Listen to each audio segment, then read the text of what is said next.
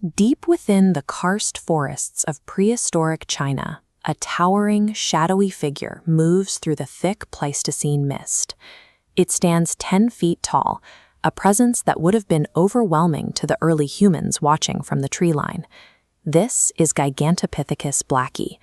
It was the largest primate to ever walk the earth, standing 3 meters tall and weighing an estimated 1,200 pounds.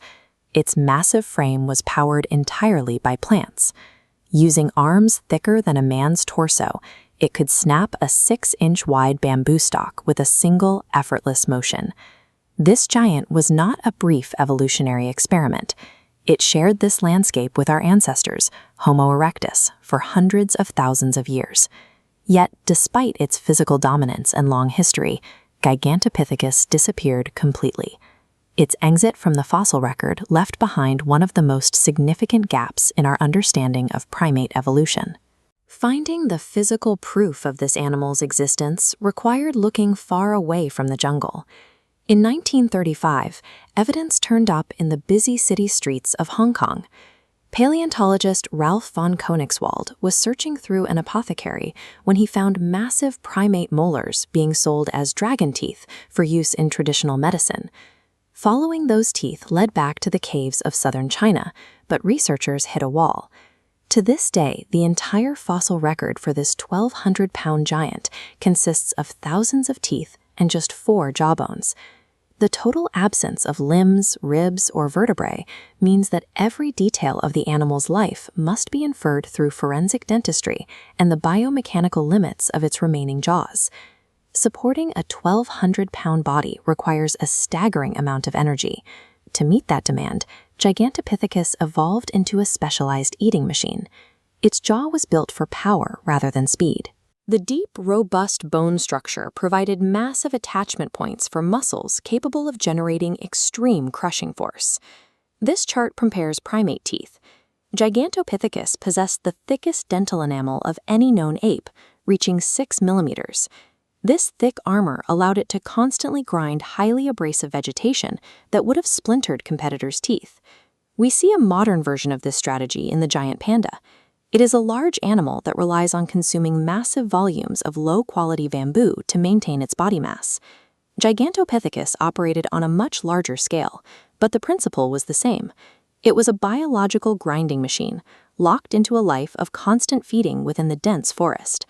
While its head was an efficient tool for processing food, the animal's sheer size created a different challenge: the constant pull of gravity. Its closest living relative, the orangutan, thrives in the canopy. But for a 1,200-pound ape, swinging through branches was physically impossible. Its weight forced it to become an obligate ground dweller. To move its massive frame through the jungle, it likely relied on a terrestrial quadrupedal gait, walking on its knuckles or fists. Its size made it invulnerable to the tigers and predators of its era, but it also acted as a physical barrier. It was permanently restricted to the forest floor. Being a giant failed when the climate began to shift during the Middle Pleistocene. As the region became drier, the endless karst jungles began to fracture into open seasonal woodlands. This fragmentation created a crisis. A massive animal needs continuous food, but could no longer find enough contiguous forest to sustain its massive calorie requirements. Its contemporaries adjusted. Orangutans stayed small and retreated to the remaining canopy, while Homo erectus was flexible enough to change diets and migrate across the new open terrain. Gigantopithecus was unable to bridge the gaps.